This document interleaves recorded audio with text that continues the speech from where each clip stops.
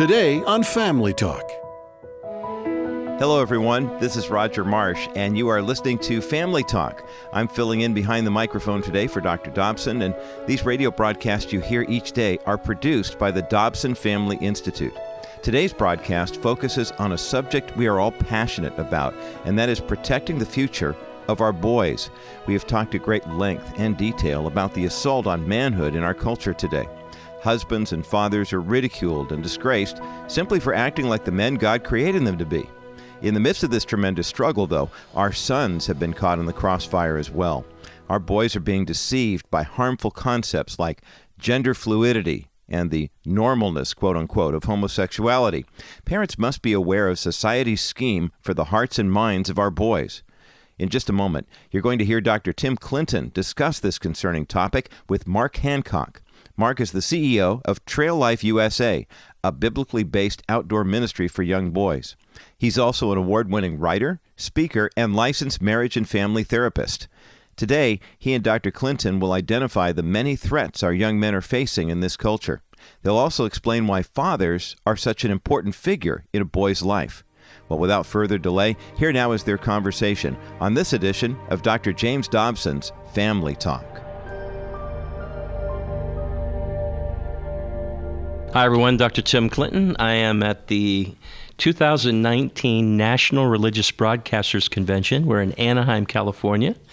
Many of you know this. Masculinity is under attack in our society. Dr. Dobson is so concerned about it. I think the progressives in America would tell you that it's threatening or toxic to be a man's man.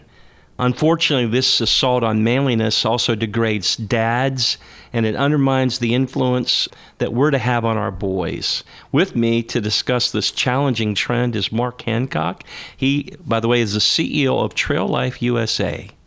This is an organization that is a Christian alternative for boys and young men wanting to be involved in outdoor activities. We're not only going to address the assault on manliness, but we're going to talk about the progressive changes with the Boy Scouts organization and why Christian parents should really consider what they're choosing for their sons in this day. Mark, thanks for joining us. Thank you, Tim. It's great to be here. Let's talk about Trail Life, the organization. What does it do? Why do you exist? Trail Life is about 5 years old. We're a Christ-centered, boy-focused alternative to the Boy Scouts. And we really started out of some membership standard changes that the Boy Scouts began to make about 5 years ago. And we realized that Christian families and churches were going to need an organization that was interested in developing character and leadership abilities in boys, but also needed a Christ-centered focus. And we started on a first day miraculously with 10,000 members, and since then in the last 5 years we've grown to over 800 churches with 28,000 members, and we're in 49 states. Come on. Yeah. That's amazing. Yeah, That's it really miraculous. has been remarkable. It's remarkable at least. And we So think you have like a set curriculum, things that churches can do with these boys? we start from kindergarten, we go through 12th grade, and it's an outdoor-oriented program. Our troops are organized in patrols. So we have our Woodlands Trail patrols, or kindergarten through 5th grade, and then we have 6th through 8th grade navigators, and then we have high school-age adventurers. And they do the things that you would think are typically associated with scouting, except the big deal is that we are specifically, unapologetically Christ-centered, and we are also boy-focused. As you know, over the last couple of years, Boy Scouts, in part of changing their membership standards, they now accept girls. Now, we love girls. We think girls are amazing, but we think that boys and girls need their own programs that are specific to their abilities and their strengths. You know, I have some talents. fond memories growing up and being in those kind of groups, learning how to tie knots, to camping out, having fires, getting out in the woods. Yeah. Those were some great days. They really are. And when you get outdoors with the boys, especially in today's environment with the electronics and the digital age that we live in, you get the boys outdoors and they're really exposed to something new. And dads love it because it's a level playing field for them with their sons, because they can't keep up with them in terms of the digital movement. They can't play video games with their sons because it takes hours and hours to become skillful at it and to compete. But they can go outdoors with their sons, and it's a level playing field, and they're learning together, and the father can actually have the opportunity to mentor his son and teach his son things that he doesn't know. So it's a great opportunity for dads and sons, and also for boys who don't have dads. In our organization, we have 8,000 volunteer leaders, and they're background checked, child safety, youth protection trained. They have personal references and order to be part of the organization. So we have a lot of men who are concerned about the next generation of boys and about them missing the opportunity for character and leadership growth. And so they'll join a troop as a leader, and they'll help to mentor these boys. And so many of them don't have a father figure in the house, and they have a father-like in terms of their leader of their trail life troop that can help them mature. So especially for those kind of boys, when they get together in this kind of a context, we often say this, when the boys get together, something happens. Yeah. That's good and bad. No, something happens. Mm-hmm. There's like a chemistry and there's a dynamic that begins to take place.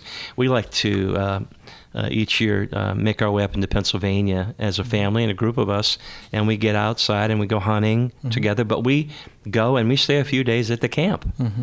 And what happens at that camp during those couple of days, especially like my son Zach growing up there, he has such fond memories, the conversations that take place around a fire, getting out and working with their hands, developing strategies about how we're going to approach different situations, from riding four-wheelers to, getting in the crick is what we called it, not creek, but the crick up in Pennsylvania. You get it. Yeah. Absolutely. That's what you're trying to recreate? Yeah. And the outdoors, teach. yeah, and that adventure opportunity, the outdoors, drawing those boys in adventure is a great classroom for learning the type of character lessons and leadership lessons that they're not getting anywhere else. Where else in our society do boys get to lead other boys? You just don't see that. Well, in a patrol situation, that boy may be elected a patrol leader of his patrol, and he's got to make decisions. Who's going to prepare breakfast? Who's going to clean up after breakfast? Who's going to lead us on this next hike? And so boys are taking leadership positions. You don't find that anywhere else. And so there's these great opportunities for boys to work both in community, but and the other thing that you'll agree, I'm sure, is missing from our culture is opportunities for boys to fail and opportunities for them to succeed. Participation trophy. So they need to culture. be challenged. And absolutely, pushed. with something to do something and that they they're need not. heights and things Absolutely. to reach toward and aspire toward. Yeah. Mark, you've got an interesting background. One that resonates really well with me is you're trained as a marriage and family guy. You've got a degree in counseling. You bring that to the table here. I want to talk to you about where our boys are, because there's a lot of concern in modern day culture about our sons. It's like they're in a funk. There's a spin going on here. And we ought not just miss the opportunity to talk about this, because a lot of parents listening are concerned about their sons. We're concerned about what we're seeing in our boys. What are you seeing? Move away from trail life just for a moment. What are you seeing that keeps you up kind of at night and really burdens your heart? In the old days of coal mining, they would bring a canary into the mine, and if that canary died, they knew that there was something noxious in the atmosphere. You need to get out of there. Yeah, well, boys are like the canaries in our current culture, and they're faltering. They're 2 times as likely to be declared special education, 3 times more likely to be declared ADHD. They are falling behind girls in every single academic category. Fewer of them are going to college than girls. Fewer of them are graduating with bachelor's, master's, and doctoral degrees than girls.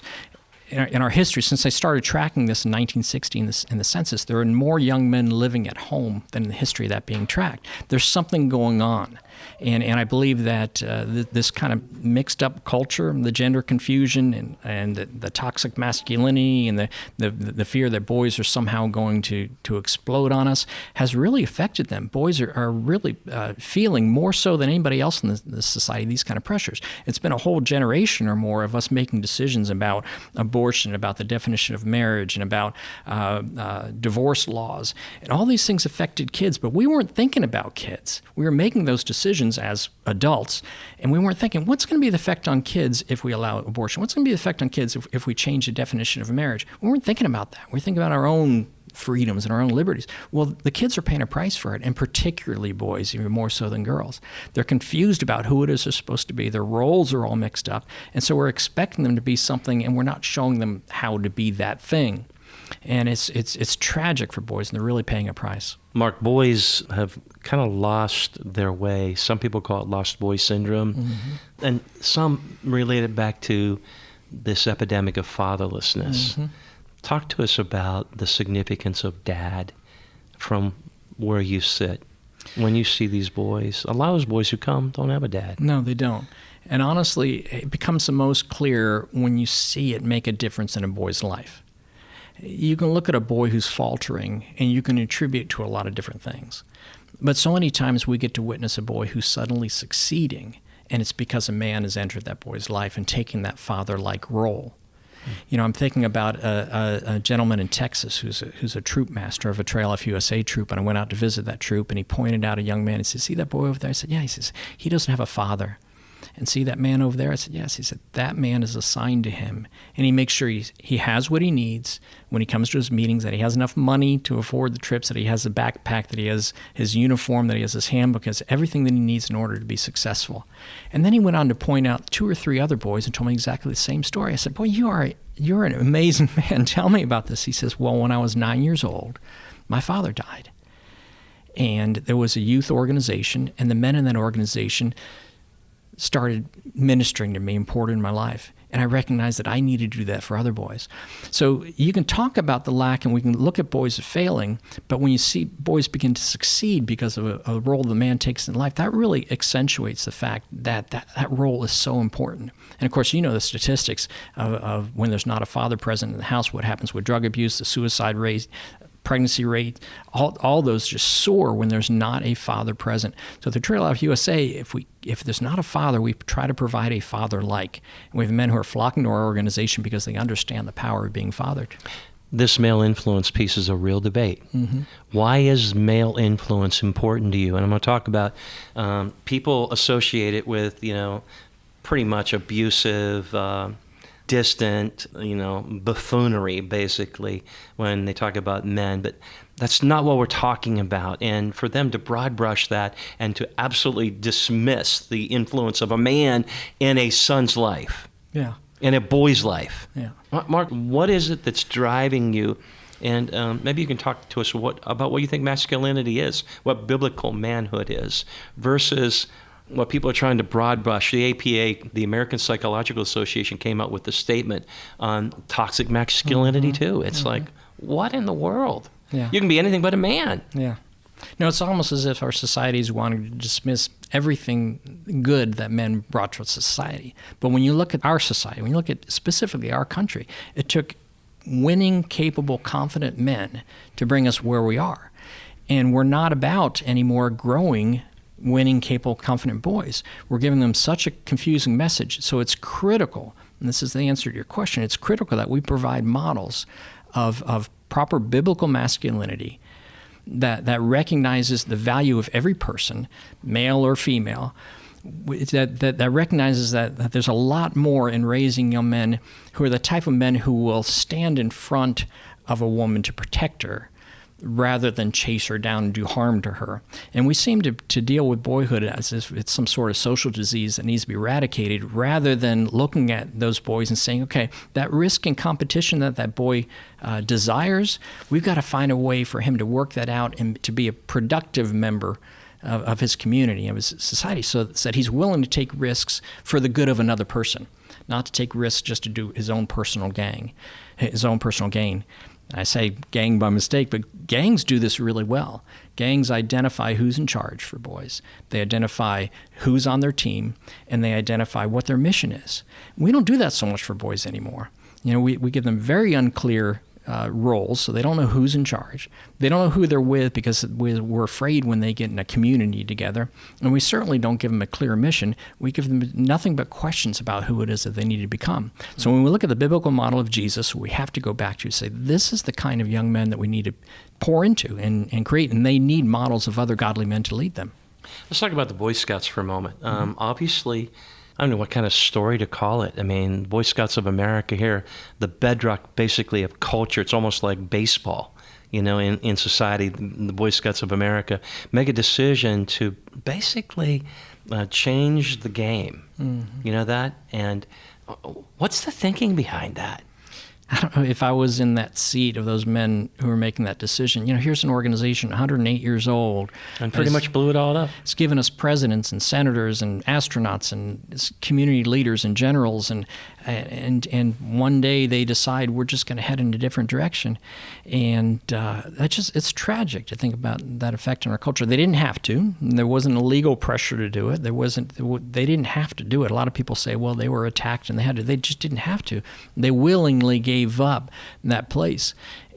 But honestly, I think that what that opened up was an opportunity for an organization like Trail Life to come along and say, we will fill that space. Sure. And we will fill that space not just with a character in leadership and the adventure and the awards and the uniforms and the troops and the opportunity for the outdoors, engage with the outdoors. We'll also fill it with an unapologetically Christian focus that can't be questioned. We know who we are. We can't be swayed from that, and we are boy-focused. We understand that boys need what it is that we have, and we are not going to abandon that space. So what do you say to the mom who calls you and says, my boy's different? Mm-hmm. He's not like that. He's not outdoorsy. He's not athletic or what have you. What do you say to her? Well, it's always amazing to me when we do run into boys like that, become part of the program, and they discover something new. And until you're exposed to something new, and you do this, I'm sure you did this with your kids, you expose them to things to find out if they have that interest, if they want to go with that. And you'd be shocked at what boys get outdoors and discover that this is a wonderful place. A lot of them haven't been out there. They haven't been out there. It's like a shock to them. Right, it is. So how do you know? So you put them in an environment with other boys and men who are going to mentor them, and you expose them to the outdoors and new things and learning things. A lot of times that awakens something in them that was there all along, but you didn't really spy it out. Now, certainly it is a challenge because in this digital age, it's hard for some of those boys to set that stuff down. But it is an opportunity for them to find something new for them to engage in, and maybe even find something that they're better at than the rest of their friends. To be able to go back to the school and say, I went rock climbing this weekend, or I went whitewater rafting, or I learned how to start a fire with nothing, those types of skills. The spirit of adventure. Absolutely. This managing my strength in a positive way to demonstrate discipline and self-control. And by the way, honor and respecting authority and so many other things. Right. They all play in, right? Absolutely do. And we're set up that way to give the boys that environment where they're trying themselves against other boys. It's okay if they're not good at everything, but they'll find their place in that community where they're of value. But I don't want Johnny to be embarrassed or anything like that. And how do you approach that? I mean, I can hear that. And I think some kids don't even want to go out because they feel like a fish out of water or something. But getting in the context and getting going does something for them. Absolutely. Since a young man in North Carolina was in a terrible situation with his family, suddenly his father was outside the household. And a single mom had to raise these kids, and he was kind of brought in by an area troop, and they took him on a long backpacking hike. And the first day he thought he was going to die. The second day he was sure he was going to die. And the third day he saw the peak, and the fourth day he was almost there, and the fifth day he stood on it. And he went home to his mom and he said, "Mom, that was really hard, the hardest thing I ever did, but I did it." And that's pure gold to that mom, who now says, you're encountering really difficult things in your life in other ways, but you know what? Don't quit. Hang in there. You're going to get there. So boys have to be exposed to that sort of risk, that kind of competition, that kind of adventure to find out who it is that they are, to really be challenged. And we snowplow the roads for them a lot, in today's society, helicopter parenting and everything else. But boys need an opportunity to challenge themselves to do something they didn't think that they could do and be successful at it. I wanted to ask you about connectivity here for a moment, getting emotionally close with our kids. Because I know that you have a real burden, and that's why you've put together Trail Life, and you want to see our kids go in a different direction than society's spinning them. This digital world, these kids living online, they're spending ridiculous numbers of hours looking at what I would call our screens or glass. Speak to the parent, to the dad out there who feels disconnected with his son. Yeah, he's different than me. He it's not there for us. Yeah. What do they do? Well, I can tell you that in a male-focused environment, with a dad who's around other dads, watching him and other sons, that's a great laboratory to find out how you can re-engage or perhaps engage for the first time with your son, to find out how to interact. Because, like I said earlier, it's a level playing field. You're not automatically at a disadvantage because you don't know how to Instagram. You're in the outdoors. It's trees and rocks and the sky. So you're both on level ground. Creatures, by the way. Creatures. And so, it's the best place for fathers to connect with sons. And then, of course, when the sons bed down at night and you got these dads sitting around the fire, what are they talking about? They're talking about how they saw another man speak to his son and says, tell me, I saw that interaction with your son. Tell me how you built that kind of relationship with your son. So the best kept secret of trail life is the impact it's having on fathers and on men who are finding a brotherhood in the outdoors, even though they think they're there to help the boys. God manages to build up these men too and make them better husbands and fathers. Well, I know Dr. Dobson would tip the hat to you. He loves this kind of work. Mm-hmm. And he'd say, Tim, you better make sure that he gets a chance to tell our listeners again about this ministry and what does it look like in their church? How can they get engaged? Maybe there's a mom or dad out there saying, man, I want to send my son. Mm-hmm. How do I get him involved in one of these programs? I need to get him out of the house and get him engaged here. Well, it's important work. And it does work way beyond what it is we designed it to do. But if they go to traillifeusa.com, Trail Life with 2 L's in the middle. There's information there on how they can find a troop. There's a map you put in your zip code. It shows you troops that are in the area. If there's not one, it shows you how to start a troop. And we would just encourage your listeners to get involved and help boys. They're the canaries in the mine, and they need somebody to pay attention to them. And what about men wanting to find a place? We do a men's event, and what I'm seeing is there's a stirring among the hearts of men. Mm-hmm. They're tired of getting beat down by everybody, thinking that they're nothing but, porn addicts, bad husbands, horrible fathers, people who don't care about God and more. You hear what I'm saying? Yeah. And I'm seeing them wanting to engage. They want to work with their hands. They want to do something, get engaged in mentoring ministry and more. Yeah. Can they get involved in this kind of project too? If they would step out and share with a young man, whether it's through Trail Life or somewhere else, take the time to pour in a young man's life. It's almost addictive, Tim, to where when you start pouring into young men and you see a light bulb come on for them and you realize, my gosh, I've got something to give here. I'm not that dolt that's shown on TV. I'm not that toxic man. I'm not that guy who's got nothing to offer. I'm somebody who has something of value. My experience, my wisdom, just the fact that I've been somewhere that you haven't been yet. That's powerful stuff.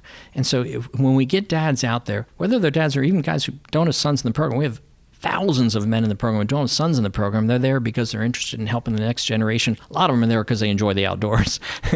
but they're helping the next generation, and something comes on from them that says, this is important work. And so, like I said, that's the best kept secret about it, is the ministry to men who are suddenly finding themselves in a place where what they have to give is appreciated and valued, and they're making a difference. It's powerful stuff. One of the most beautiful scenes, Mark, I have in my memory is we camped out a lot as boys, group of us. We'd go 5-6 nights a week during summer, you know that? And not far off this field and north of the power line on the backside of the old farm where I grew up, we had this favorite place where we camped out. And we had some grapevines we cut off, and we built platforms and we'd swing up that crazy. And we built tree houses, everything, everywhere. Memories of my dad sneaking up in the evening, coming up to cook pancakes with us or something, you know that? Wow. And sitting around the fire and having fun, skipping rocks across the pond, you know that? Fishing, laughing, playing tag. Yeah. Just doing nothing. Yeah. It reminds me of that old song, She Thinks We're Just Fishing. You know that old line in that song? We're not just fishing. Yeah. There's something that's taking place. Something deeper going on. Yeah. Mark, thanks for your ministry. Thanks for Trail Life. God's added blessings on that special ministry and call on your life. Thanks for joining us. Thank you, Tim.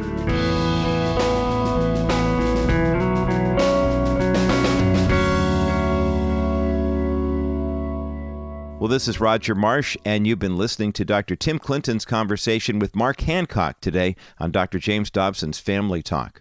Parents everywhere should be gravely concerned about the dangerous messages society is sending our boys. Christians who raise their sons on biblical truth will produce God-fearing men that this culture desperately needs. If you're interested in getting your boys involved in Trail Life USA, visit today's broadcast page at drjamesdobson.org. That's drjamesdobson.org, and then click onto the broadcast icon at the top of the page. Stay up to date on our latest episodes of Family Talk through your Amazon Alexa. This hands-free device allows you to listen to our daily broadcast at any time of the day. Simply enable the Family Talk skill on your account and then say, Alexa, play today's broadcast of Family Talk. It's that easy. Visit drjamesdobson.org/Alexa for step-by-step instructions to play Family Talk on your Amazon Alexa. Well, that's all the time we have for today. Thanks so much for joining us and for listening to our broadcast. Be sure to tune in again next time for more insightful content right here on Dr. James Dobson's Family Talk. I'm Roger Marsh. Have a blessed day.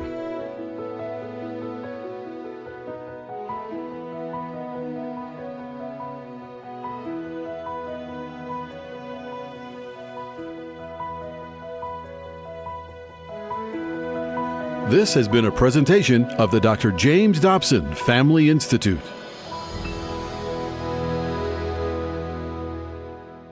Hi, everyone. This is Dr. Tim Clinton, Executive Director of the James Dobson Family Institute. Our ministry here exists to honor the Lord through ministering to today's families and marriages all over the world. We couldn't accomplish that, however, without your support. And as the JDFI, the James Dobson Family Institute, continues to grow, we need your help.